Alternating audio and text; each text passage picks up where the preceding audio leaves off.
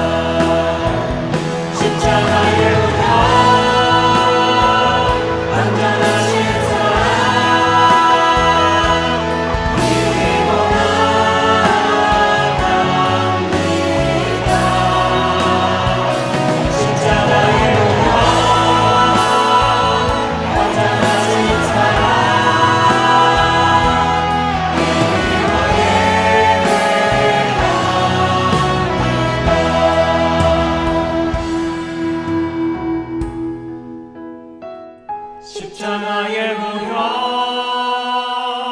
완전하신 사랑 힘입어 나갑니다.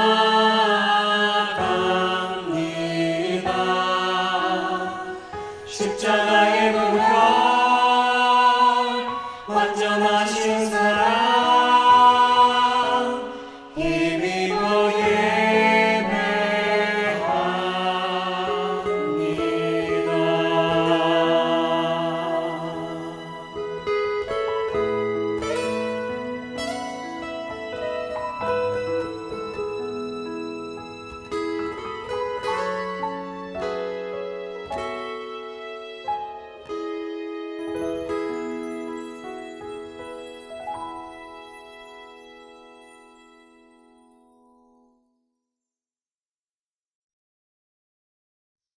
다 같이 기도하시겠습니다.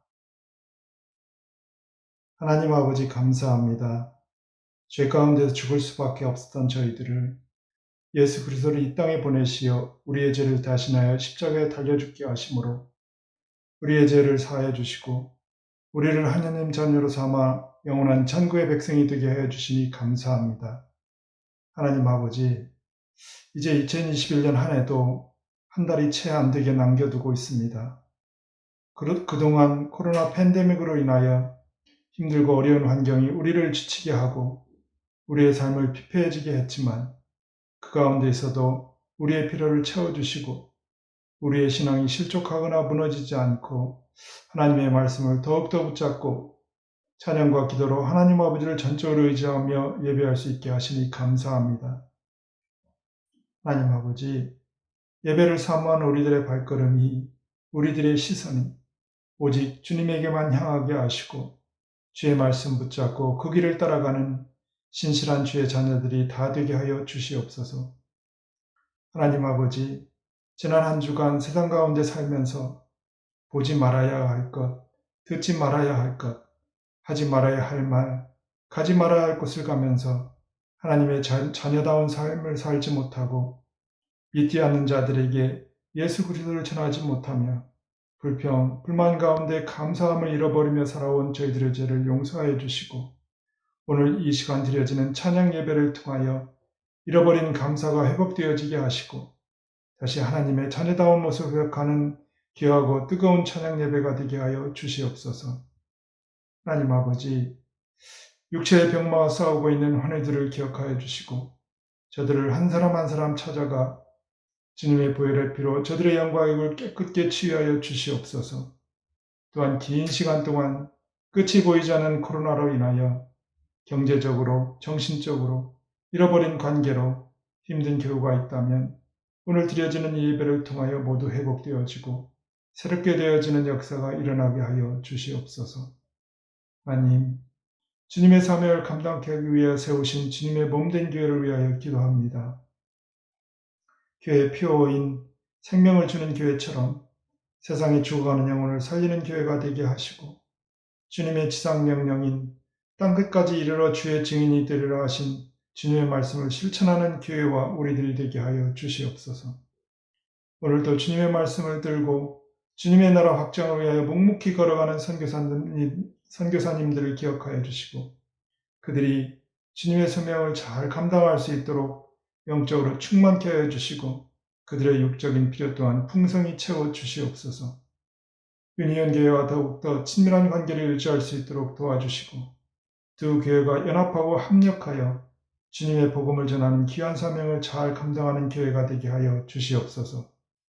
하나님 아버지, 오늘 누가 앞서가는 삶인가요라는 제목으로 말씀 전하시는 조명재 목사님께 성령으로 충만케 하여 주셔서 주의 종의 입술을 통하여 선포되는 말씀을 통하여 우리의 영이 회복되어지고 교회가 회복되어지고 죽은 영이 살아난 역사가 이 시간 말씀을 통하여 일어나게 하여 주시옵소서. 오늘도 묵묵히 보이지 않는 곳에서 예배를 위하여 봉사하는 많은 손길들을 기억하여 주시고 그들의 손으로 행하는 모든 일 위에 복의 복을 더하여 주시옵소서. 오늘도 살아계셔서 항상 우리와 함께 하시는 우리 구주 예수 그리스도의 이름으로 기도드립니다.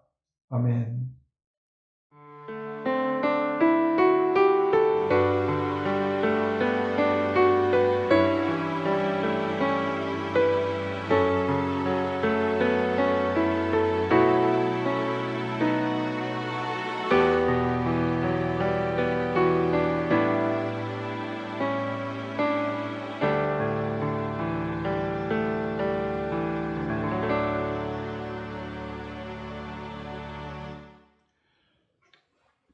몇 가지 교회 소식 알려드립니다. 오늘 저녁은 담임 목사 후보로 지명되신 조명재 목사님께서 설교해 주시겠습니다. 내일 토요일 날 오후 4시 반부터 7시까지 교회에서 중직자 그리고 목자들과 함께 조명재 목사님과의 간담회가 있겠습니다. 모든 권사님, 장로님, 안수집사님들 그리고 모든 목자분들 꼭 교회에 4시 반까지 오셔서 이 간담회에 참여해 주시고 저녁 식사도 포함되어 있음을 알려드립니다. 이번 주 주일에는 조명재 목사님께서 1부와 2부에 설교해 주시고 2부 예배 후에는 바로 이어서 본당에서 목사님과 모든 교인들과의 만남의 시간, 간담회가 있겠습니다. 3대 담임 목사 후보와의 만남입니다. 교우들께서 관심을 가지고 많이 참여해 주시기 바랍니다. 그리고 그 다음 주 12월 12일 주일에는 담임 목사 청빙에 관한 공동의회가 있겠습니다. 청빙이 결정되는 중요한 회의가 되겠습니다. 그날도 여러분께서 꼭 회의에 참여해 주시고 본당에서도 하고 또 온라인으로도 참여할 수 있도록 준비하겠습니다.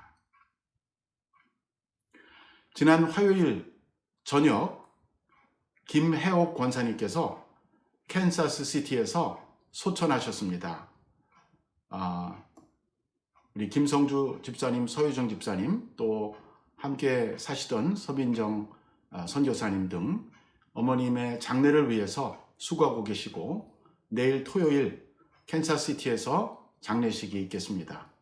그리고 화장하신 후에 유해가 산호세에 오게 되면 그때 교회에서 한 번 더 우리 추모 예배를 드리겠습니다. 유족들에게 하나님의 큰 위로가 있기를 바랍니다. 또한 황위숙 권사님의 친정어머니 김옥수 성도님이 오늘 아침 90세로 한국에서 소천하셨습니다. 코비드 변이 바이러스 위험으로 권사님은 한국의 장례는 가시지 못하게 되었습니다. 많이 어머님의 소식을 듣고 슬퍼하시는 우리 황위숙 권사님을 위해서 기도해 주시고 또한 위로해 주시기를 바랍니다. 한국에서 토요일 날 장례식이 있는데 잘 진행되기를 위해서도 기도합니다. 오늘 저녁 우리에게 주시는 말씀은 역대상 14장 1절로 17절입니다. 역대상 14장 1절로 17절 말씀을 함께 봉독하겠습니다. 두로왕 히람이 다윗에게 사신들과 백향목과 석수와 목수를 보내 그의 궁전을 건축하게 하였더라.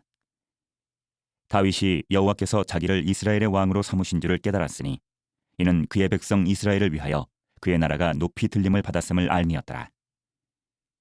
다윗이 예루살렘에서 또 아내들을 맞아 다윗이 다시 아들들과 딸들을 낳았으니 예루살렘에서 낳은 아들들의 이름은 삼무아와 소밥과 나단과 솔로몬과 이팔과 엘리수아와 엘벨렛과 노가와 네벡과 야비야와 엘리사마와 부엘야다와 엘리벨렛이었더라.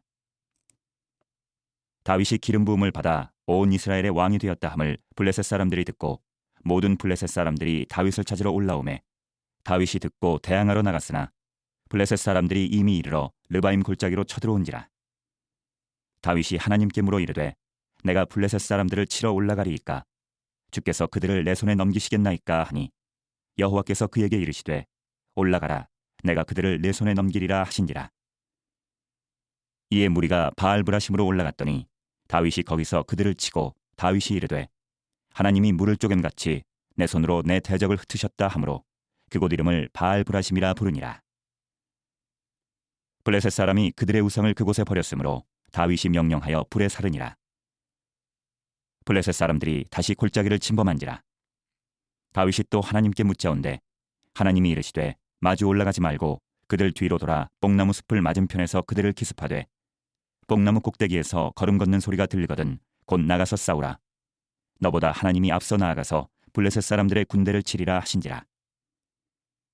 이에 다윗이 하나님의 명령대로 행하여 블레셋 사람들의 군대를 쳐서 기브온에서부터 게살까지 이르렀더니 다윗의 명성이 온 세상에 퍼졌고 여호와께서 모든 이방 민족으로 그를 두려워하게 하셨더라.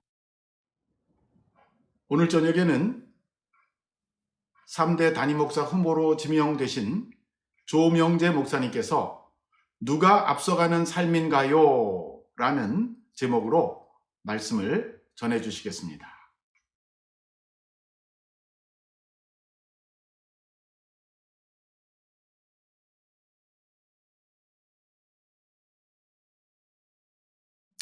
할렐루야. 예배 자리에 나오신 우리 산호세 온누리교회 성도님을 주님의 이름으로 환영하고 축복합니다. 대면하여 만나지는 못했지만 청빙 과정이 오랜 시간 지속되는 동안 저희 기도는 더욱더 깊어지고 또 속히 만나기를 소원하는 마음은 커져갔던 것 같습니다. 드디어 이번 주일 여러분을 만난다고 생각하니 참 기쁘고 마음이 설렙니다. 이번 주일 대면하여 만나서 반갑게 인사 나누고 교제하도록 하겠습니다. 제가 잠시 기도하고 말씀 나누도록 하겠습니다. 하나님 아버지 감사드립니다. 오늘 이 시간 함께 하나님의 말씀을 나눌 때 성령님께서 우리의 마음에 감동과 은혜를 허락해 주시옵소서. 감사드리오며 예수님의 이름으로 기도드립니다. 아멘. 우리가 인생을 살다 보면 좋은 일도 일어나고 그렇지 않고 우리가 예상하지 못한 나쁜 일들도 만날 때가 있습니다. 오늘 본문의 다윗에게는 좋은 일이 일어나고 있습니다. 1절 말씀입니다. 두로왕 히람이 다윗에게 사신들과 백향목과 석수와 목수를 보내 그의 궁전을 건축하게 하였더라. 여러분, 두로왕 히람이 다윗의 궁전을 건축해 주었어요. 기술자만 단지 제공을 한 것이 아니라 최고급 자재인 백향목을 가져다가 다윗의 궁전, 왕의 궁전을 지어준 것입니다. 여러분, 당시 두로라고 하는 나라가 결코 약한 나라가 아니었습니다. 이스라엘의 서북쪽 지중해 연안에 자리 잡은 페니키아에 속한 도시국가였는데요. 주로 했던 일은 지중해 연안에 있었기 때문에 배에 화물과 사람을 싣고 안전하게 목적지까지 실어다주는 그런 항해술이 뛰어났다고 하고요. 공예품을 만드는 공예술도 뛰어나서 무역도 아주 잘하는 국가였다고 합니다. 당시는 국력도 굉장히 막강해서 애국과 견줄 만한 힘을 가지고 있었다고 해요.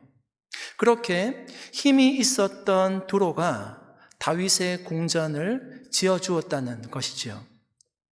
여러분, 이것은 무엇을 말해주는 것일까요?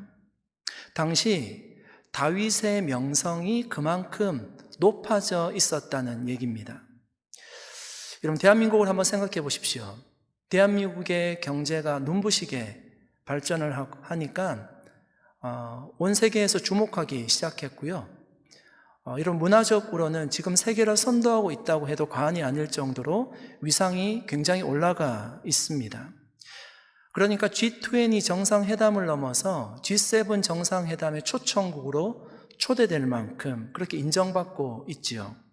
아마 당시에 이스라엘의 수장 다윗의 명성도 주위의 국가들이 주목할 만큼 높아져 있었다는 얘기입니다. 여러분, 다윗의 삶을 우리가 잘 알고 있지 않습니까?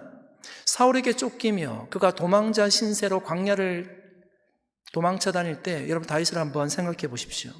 지금 일어나고 있는 일들은 다윗의 인생 가운데 정말 상상할 수 없는 일들이 일어나고 있는 것이죠. 다윗이 먼저 요청한 일이 아니었습니다. 한 나라의 왕궁은 왕이 거하는 처소 그 이상의 의미가 있는 곳입니다. 단순히 잠을 자는 처소가 아니라 그 나라의 국력과 영광을 보여주는 건물이 바로 왕의 궁전입니다. 저도 유럽을 여행하면서 몇 곳의 궁전들을 본 적이 있어요. 정말 멋있고 화려하게 잘 지어졌더라고요.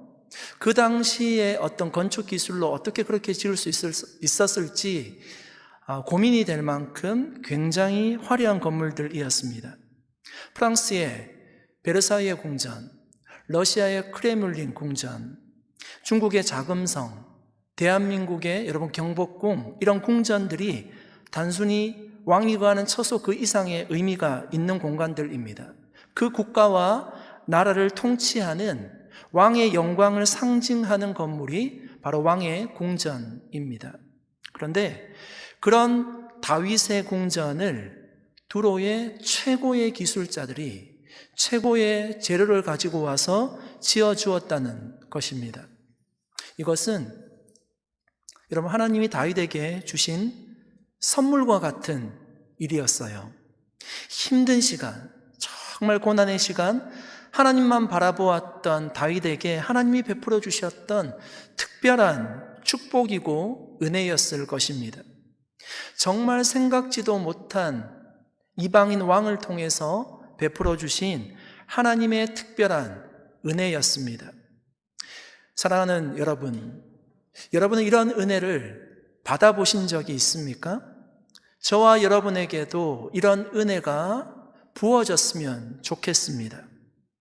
다윗의 삶을 보면서 깨닫게 되는 것은 하나님은 우리가 스스로 높이지 않아도, 굳이 우리가 스스로를 드러내고 영광을 추구하지 않아도 주님만을 바라보고 섬길 때 우리를 높여 영광스럽게 하신다는 사실입니다. 왜 그럴까요? 하나님의 사람들이 영광스럽게 되는 것이 하나님이 다시금 영광을 받으시는 길이기 때문입니다. 여러분, 다윗의 삶을 통해서 하나님께서 최고의 영광을 받으셨습니다. 하나님이 그렇게 우리에게 그런 은혜를 부어주실 때 우리를 통해서도 하나님의 능력과 영광이 드러날 것입니다. 그러므로 우리는 다윗과 같이 정말 어떤 상황에도, 어떤 환경 속에서도, 정말 어떤 형편 속에서도 주님만을 섬기고 바라보아야 될 것입니다. 그런 우리의 삶을 통해서 하나님의 영광이 드러나게 될 것입니다.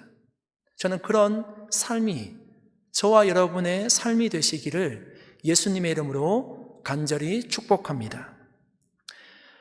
2절에 보면 다윗의 고백이 나오지요. 어떤 고백인가 하면요, 여호와께서 자기를 이스라엘의 왕으로 삼으신 것을 깨달았다. 다윗이 그렇게 고백합니다. 여러분, 다윗이 이전까지는 하나님이 자신을 왕으로 삼으신 것을 깨닫지 못하고 있었을까요? 아마 그렇지 않았을 거예요. 그는 이전부터 숱한 어려움을 겪으면서 잘 알고 있었어요. 자신이 많은 위험에서 벗어난 것도, 많은 축복을 누리게 된 것도, 이스라엘의 왕으로 세워진 것도 자신이 잘났거나 똑똑해서가 아니라 자신이 다른 사람들보다 뭔가 출중한 것이 있어서가 아니라는 것을 그는 누구보다도 잘 알고 있던 사람이었습니다. 그래서 다윗은 지금 고백하고 있는 것이죠. 사람의 힘이 아니라, 어떤 환경 때문도 아니라, 정치적인 어떤 상황 때문도 아니라 하나님이 자신을 이스라엘의 왕으로 세워주셨다는 그 이유, 그 사실 자체를 깨달았다는 것입니다. 그것을 고백하고 있는 것이지요. 저는 저와 여러분에게 질문하고 싶습니다. 여러분이 받은 축복은 어디로부터 비롯되었습니까? 저는 다윗과 같은 자기 인식이 우리가 신앙생활하면서 반복적으로, 계속적으로 되뇌일 필요가 있다고 믿습니다. 다윗은 받은 은혜의 출처를 알았어요. 그것을 기억했어요. 우연히 재수가 좋아서 두로의 왕이 그렇게 멋진 궁전을 지어준 것도 아니라는 것을 알았어요. 자신의 배경 때문도 아니라는 것을 알았어요. 단순히 운이 좋아서 왕으로 세움받은 것이 아니라는 것을 잘 알고 있었어요. 그것은 하나님의 은혜였다는 것을 그는 잘 알고 하나님의 사람으로 그는 정치를 한 것입니다. 저와 여러분에게도 이런 자기 인식이 있습니까? 이런 은혜의 고백이 있습니까? 다윗은 이런 분명한 자기 인식을 가지고 삶을 돌아보니까 2절 말미에 하나님이 자신을 왕으로 세우신 이유를 깨닫게 되었어요. 그 이유를 알게 되었어요. 뭐라고 말씀하고 있죠? 다윗이 여호와께서 자기를 이스라엘의 왕으로 삼으신 줄을 깨달았으니 이는 그의 백성 이스라엘을 위하여. 왜 하나님이 다윗을 이스라엘의 왕으로 세우셨을까요? 물론 여러분, 하나님이 그 형제들보다 다윗을 더 사랑했지요. 그를 택하셨어요. 그래서 그를 왕으로 삼아 주신 것입니다. 이것은 맞는 얘기입니다. 그런데 다윗이 받은 그 사랑은 단지 자신만을 위한 것은 아니었어요. 다윗을 사랑하시고 이스라엘의 왕으로 세워주신 이유는 그의 백성 이스라엘을 위한 것이었어요. 이는 그의 백성 이스라엘을 위하여. 이런 분명히 말씀하고 있죠. 그래서 다윗을 왕으로 세워주셨고 다윗을 통해 이스라엘이란 나라가 높이 들림을 받게 하셨습니다. 저는 이 본문을 묵상하면서 영적인 교훈을 하나 얻게 됩니다. 하나님이 우리에게 여러분 주신 것들이 많이 있습니다. 그것이 개인에게는 굉장히 영광스러운 것들이지요. 가정의 자녀들, 물질의 축복, 출중한 연구 결과, 좋은 직장과 번영하는 비즈니스, 개인적으로 다 영광스러운 것들입니다. 그런데 이 본문을 묵상하면서 그것이 개인적으로 좋은 것들로 끝난다면 참 아쉽다는 생각을 해보았습니다. 하나님이 그것을 우리에게 주신 이유가 있다라면 혼자만의 영광이 아니라 다윗 혼자만의 영광을 위해서 그를 왕으로 세워주신 것이 아니었던 것처럼 다른 사람들을 위해서 우리에게 그 무엇을 주셨을 수 있겠구나 하는 생각을 하게 되었습니다. 마치 여러분 올림픽에 나가서 선수들이 그 메달 하나를 따기 위해서 굉장히 노력하잖아요. 평생을 노력하잖아요. 그 메달을 딴다고 하는 것은 그 사람에게는 굉장히 영광스러운 것들이죠. 그런데 그 영광이 개인적인 영광으로 끝나지 않고 한 국가가 기뻐합니다. 그 국가의 영광이 되는 것입니다. 우리도 마찬가지입니다. 우리에게 주신 것은 1차적으로 우리를 위한 것들일 수 있지만 그것은 확실하지만 그것을 가지고 우리가 개인적인 영광으로만 취하지 않고 우리가 베풀고 나눌 수만 있다면 개인의 영광을 넘어 교회와 사회에도 큰 영광이 되겠구나 하는 그런 묵상을 해보았습니다. 사랑하는 성도 여러분, 하나님이 주신 것, 모든 것들을 나의 지혜, 나의 재능, 나의 물질, 나의 은사, 모든 것들을 나의 유익과 필요만이 아니라 나의 영광만을 위해서 사용하는 것이 아니라 주님의 영광을 드러내는 도구로 사용하시는 저와 여러분 되시기를 간절히 축원드립니다.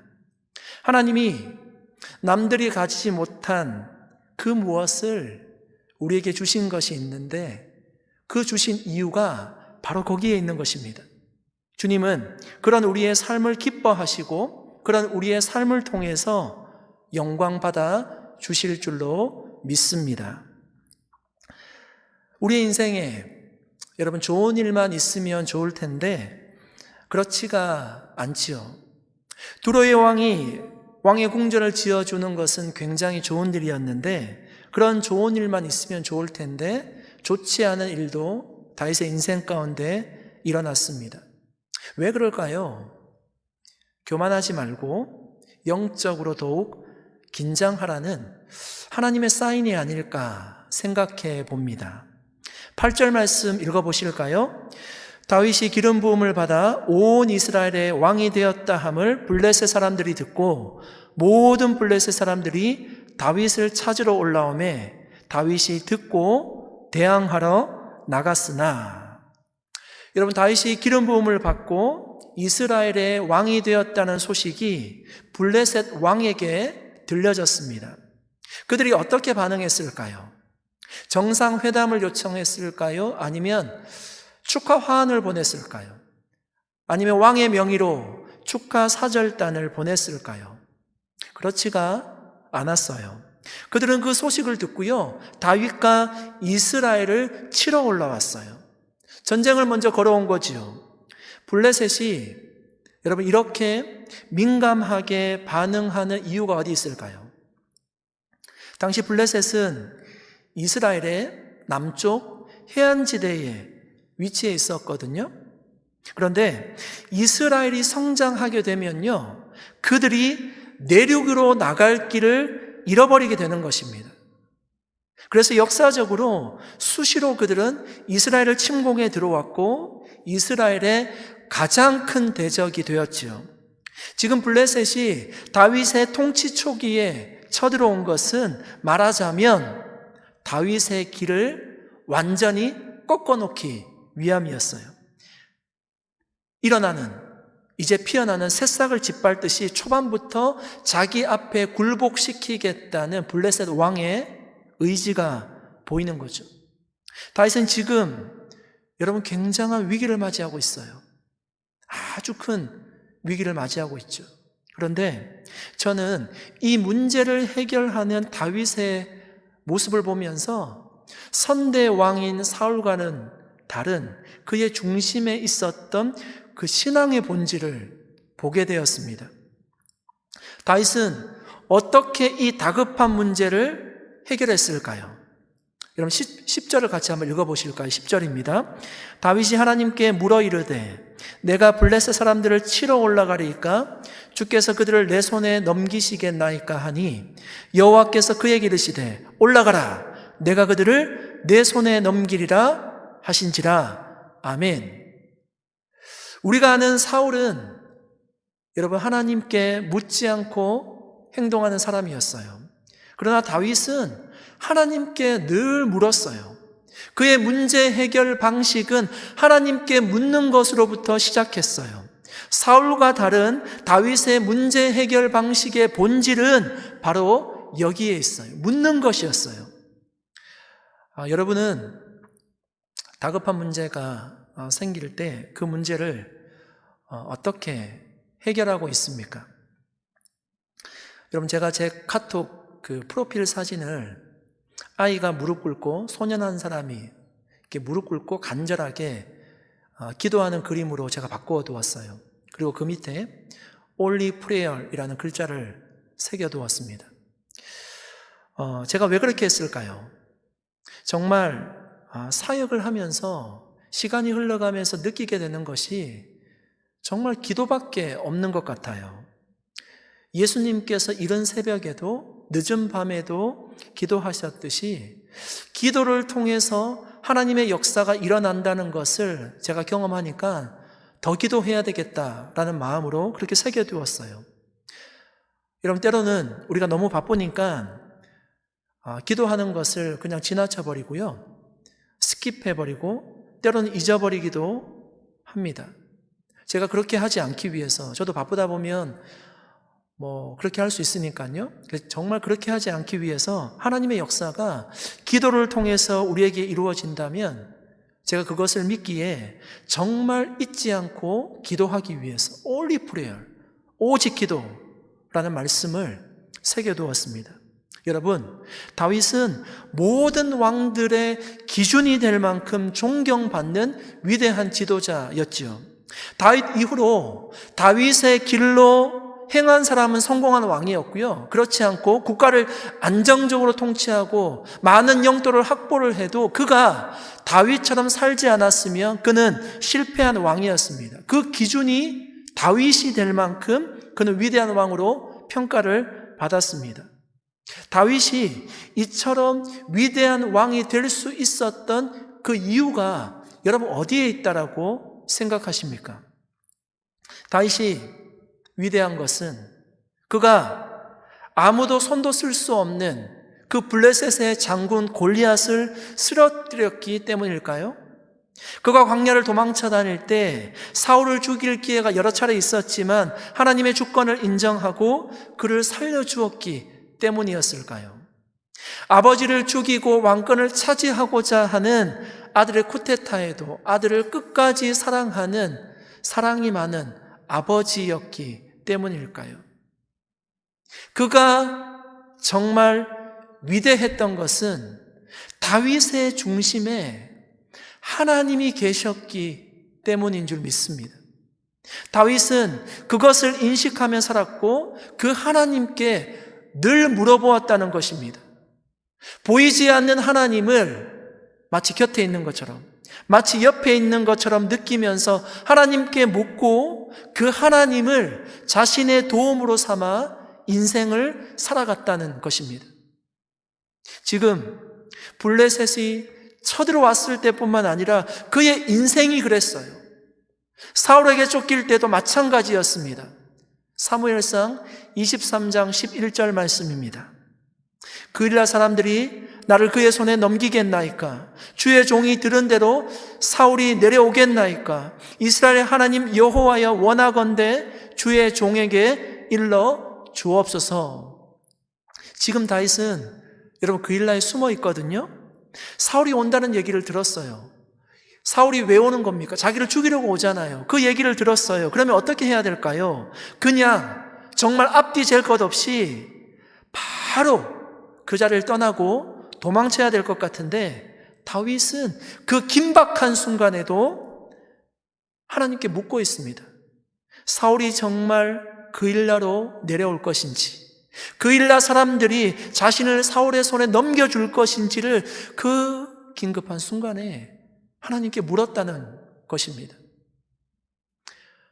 여러분 사무엘상 30장에 보시면 다윗이 블레셋의 군사로 이스라엘과 전쟁에 나가는 장면이 기록되어 있습니다. 전쟁터에 나가는데 블레셋의 장수들이 다윗을 믿지 못해요.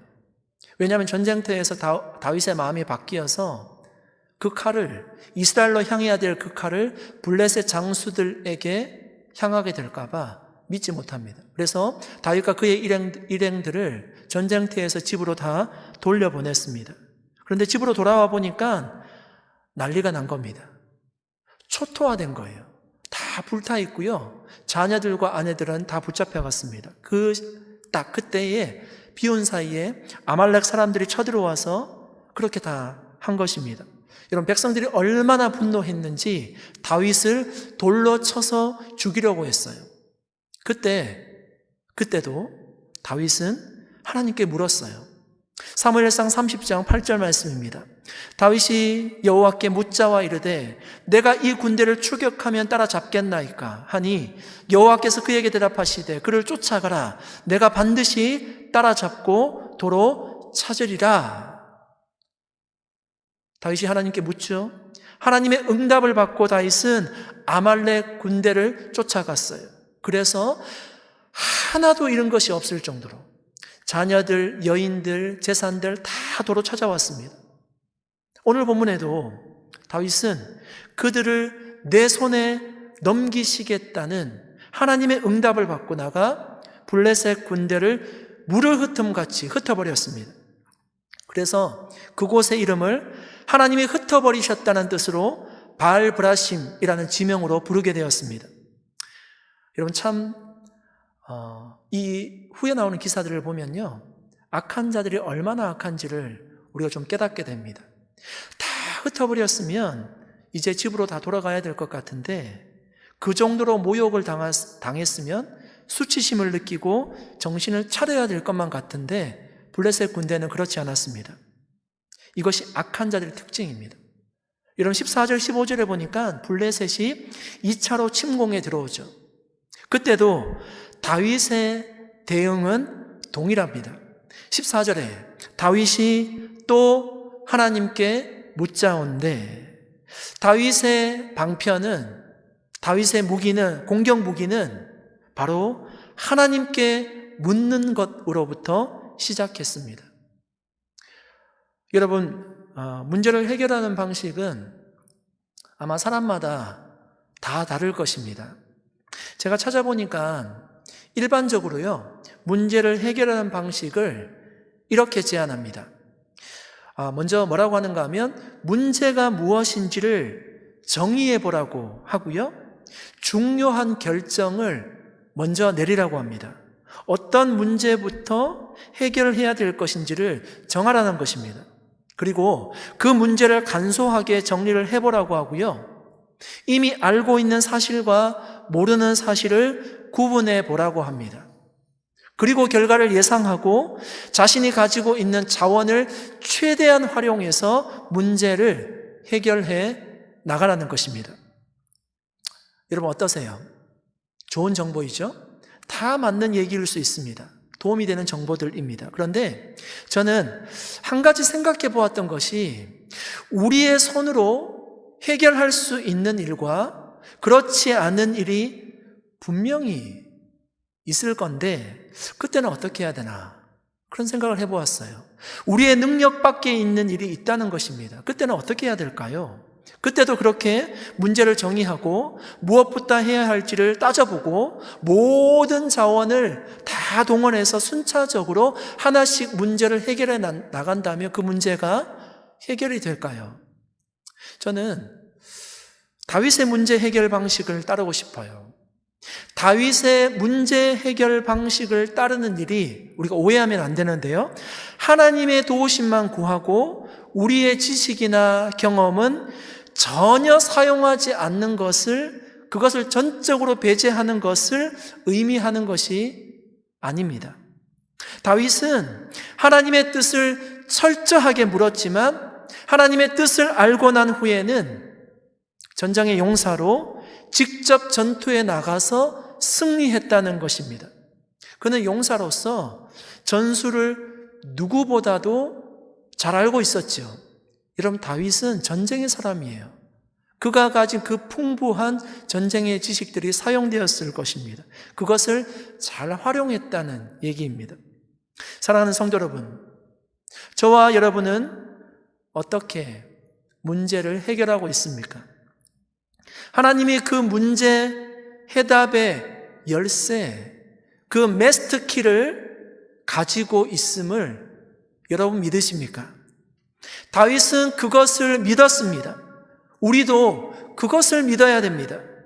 그것을 정말 믿기에 하나님이 열쇠를 가지고 있다는 것을, 문제 해답을 가지고 있다는 것을 우리가 믿기에 하나님 앞에 우리가 겸손히 무릎 꿇고 기도하는 것입니다. 하나님의 뜻을 찾고 기도하는 것입니다.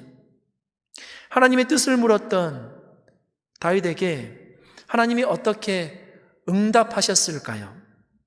하나님은 두 번 다 그 질문에 답을 해 주셨어요.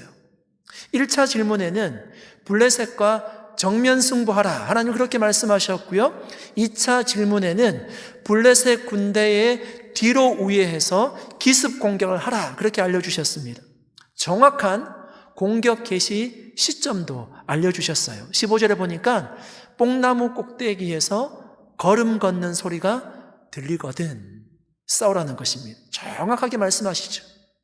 저는 오늘 본문의 스토리를 보면서 제가 좀 느끼게 되는 것은, 하나님이 다윗의 믿음을 시험하는 것 같은 그런 인상을 받았어요. 사실 여러분, 하나님을 의지하면 하나님이 일하실 거거든요. 싸워주실 거거든요.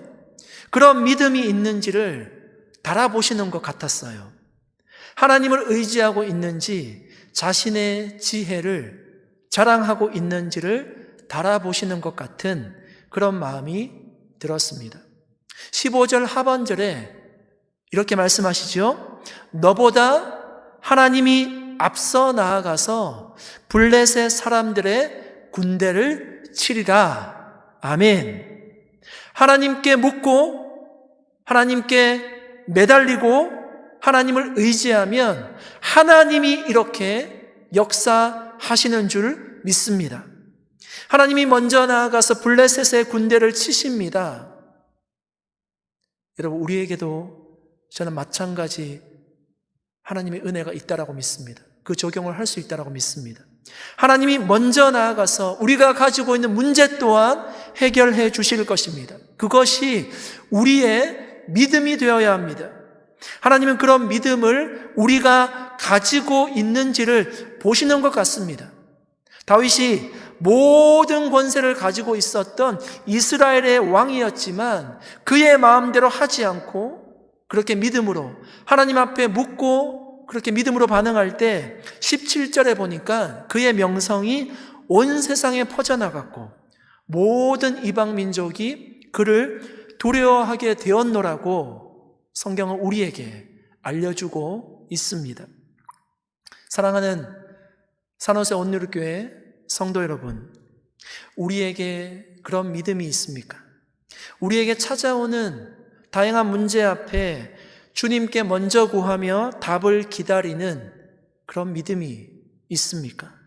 때로는 하나님의 응답이 더디 올 때에 기다려야 할 때도 있습니다. 그때도 기다릴 수 있는 그런 믿음이 있습니까? 내 생각과 내 판단은 그게 아닌데 하나님이 하라고 하실 때, 하나님이 가라고 하실 때 그 말씀에 순종하는 믿음이 있습니까? 하나님이 멈추라고 하실 때 그 자리에 그대로 멈춰 서는 그 믿음이 우리에게 있습니까? 감정적으로 일을 처리하지 않고 하나님의 말씀을 듣는 그런 믿음이 있습니까? 정말 다윗이 처한 상황과 같이 긴박한 상황, 긴급한 상황, 어려운 상황, 고통 중에 있을지라도 주님만을 바라보는 그런 믿음이 있습니까? 사랑하는 성도 여러분, 끝으로 다시 한번 질문 드리고 싶습니다. 여러분은 다양한 문제 앞에 어떻게 그 문제를 해결하고 계십니까? 그 문제를 어떻게 해석하고 그 문제를 해결하고 있습니까? 주님께 묻고 주님께 그 대답을 듣고 믿음으로 우리가 반응한다면 하나님이 우리보다 앞서 가셔서 일하실 것입니다. 너보다 하나님이 앞서 나아가서 블레셋 사람들의 군대를 치리라. 앞서 나아가서. 여러분, 오늘 설교 제목은 누가 앞서가는 삶인가요? 라는 질문입니다. 저와 여러분의 삶은 누가 앞서가는 삶입니까? 오늘이라도 당장 정말 해결되었으면 좋을 것 같은 여러 문제 앞에 기도하시는 분들이 계실 것입니다. 저도 속히 그 문제가 해결되기를 간절히 기도하겠습니다. 그러나 우리가 기억해야 될 것은 아무리 다급해도 하나님보다 앞서가지 말아야 됩니다. 그것이 빠른 길이 아님을 우리는 잘 알고 있습니다. 기도하고 인내하며 주님의 뜻을 기다리고 믿음으로 반응하면 하나님이 먼저 가셔서 그 문제를 해결해 주실 것입니다. 다윗은 그런 삶을 살았고 하나님께서 그의 삶을 통해서 영광을 받으셨습니다. 저와 여러분이 그런 믿음을 가질 수 있기를 예수님의 이름으로 간절히 축복합니다. 그래서 늘 기도 가운데 주님께 묻고 행하는 기도의 삶을 살아가는 저와 여러분이 다 될 수 있기를 바랍니다. 그런 저와 여러분의 삶을 통해서 하나님이 영광 받으시고 우리를 통해서 하나님께서 놀라운 일을 행하실 줄로 믿습니다. 기도하겠습니다. 사랑하는 하나님 아버지, 감사드립니다. 우리가 연약할 때, 힘들 때, 어려울 때 주님을 찾게 하시고 형통할 때, 건강할 때, 부유할 때도 주님을 잊지 않고 늘 주님께 물으며 행하는 믿음의 사람들이 다 되게 해 주시옵소서. 다윗의 중심에 있었던 그 하나님을 우리 마음 성전의 중심에 모시고 옆 사람과 얘기하듯이 하나님께 늘 물으며 그 뜻을 쫓아 살아가는 순종의 삶이 되게 해 주시옵소서. 때로는 힘과 권세를 가지고 모든 것을 할 수 있을 것 같이 느껴질지라도 하나님보다 앞서지 않고 예수님과 같이 기도로 하나님의 마음을 알고 그 뜻대로 살아가는 주님의 제자들이 다 되게 해 주시옵소서. 감사드리오며 예수님의 이름으로 기도드립니다. 아멘.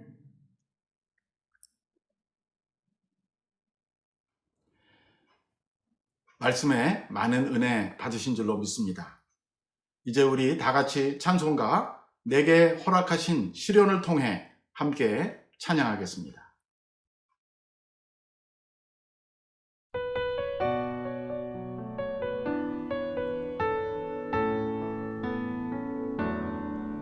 내게 허락하신 시련을 통해 나의 믿음 더 강하게 자라나고 험한 산과 골짜기 지나는 동안 주께 더 가까이 나를 이끄시네. 내가 겪는 시험이 어렵고 힘겨워도 내 주님보다 크지 않네. 내 앞에 바다가 달라지지 않으며 주가 나를 바다 위 걷게 하리. 나는 믿네. 주의 능력으로 내 삶 새롭게 되리. 나는 믿네. 주의 능력으로 난 매일 나가리라. 주와 함께 싸워 승리하리라. 날마다 믿음으로 난 살아가리. 내게 허락하신 시련을 통해 나의 믿음 더 강하게 자라나고 험한 산과 골짜기 지나는 동안 주께 더 가까이 나를 이끄시네. 내가 겪는 시험이 어렵고 힘겨워도 내 주님보다 크지 않네. 내 앞에 바다가 달라지지 않으며 주가 나를 바다 위 걷게 하리. 나는 믿네. 주의 능력으로 내 삶 새롭게 되리. 나는 믿네. 주의 능력으로 난 매일 나가리라. 주와 함께 싸워 승리하리라. 날마다 믿음으로 난 살아가리.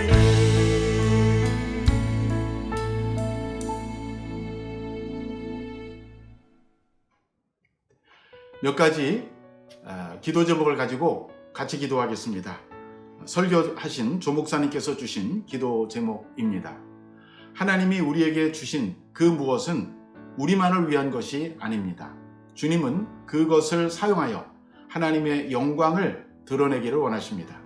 하나님이 우리 인생에 특별히 베풀어 주신 것들을 묵상하며 그것이 하나님께로부터 왔다는 분명한 자기 인식을 가지고 주님 나라와 그의 영광을 위해 사용하게 해달라고 기도합시다. 어떤 문제 앞에서라도 그 문제의 대답은 하나님이십니다. 하나님께 묻고 믿음으로 행하게 하여달라고 기도합시다. 주님이 먼저 일하시는 그 현장을 경험하며 살게 해달라고 기도하겠습니다. 두 번째, 생명을 주는 교회의 비전이 산호세 온누리교회 성도님들의 삶 속에서 이루어지게 해달라고 기도합시다. 열방에 예수님의 생명을 흘려보내는 교회의 사역들이 되게 해달라고, 또 산호세 온누리교회 선교사님들의 사역과 가정을 통해 선교지마다 생명 부흥의 역사가 일어나게 되도록 기도합시다. 마지막으로 3대 담임 목사 청빙과 교육 목사 청빙을 통해 교회를 향한 하나님의 뜻을 알게 하옵시며 청빙 과정이 은혜 가운데 마무리되게 해달라고, 그리고 현재 담임 목사님의 은퇴와 다음 사역 가운데도 하나님께서 선하신 길로 인도해달라고 우리 다 같이 통성으로 함께 기도하겠습니다. 험한 산과 골짜기 지나는 삶 주께 더 가까이 나를 이끄시네. 내가 겪는 시험이 어렵고 힘겨워도 내 주님보다 어떤 문제 크지 앞에 않네. 내 앞에만 항상 주님이 먼저 일하신 그 현장을 경험하며 생명을 주는 교회 산호세 온누리교회 성도님들의 삶 속에서 이루어지게 하시고 열방 예수님의 생명을 흘려보내는 교회의 사역들이 되시고 산호세 온누리교회 선교사님들의 사역 선교지마다 생명 부흥의 역사가 일어나게 하옵소서. 3대 담임 목사 청빙, 교육 목사 청빙을 하나님의 뜻을 알게 하시고 청빙 과정 은혜 가운데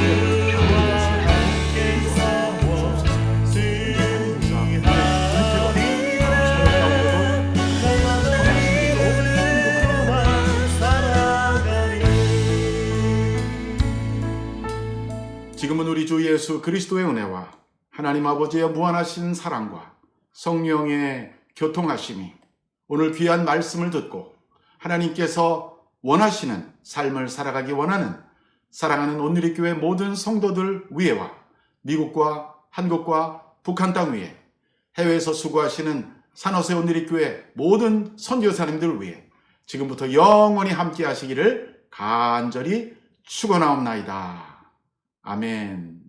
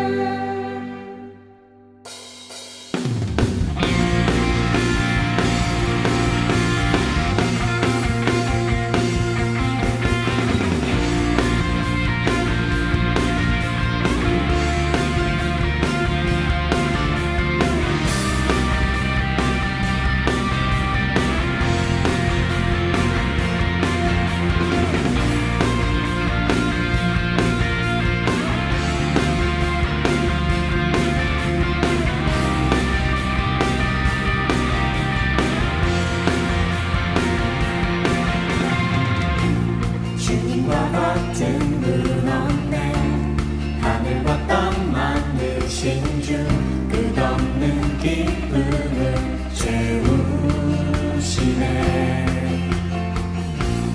내가 드릴 수 있는 것, 나의 삶을 드리는 것, 변하지 않는 마음 드리네. 주님과 같은 분 없네. 하늘과 땅 만드신 주, 끝없는 기쁨을 채우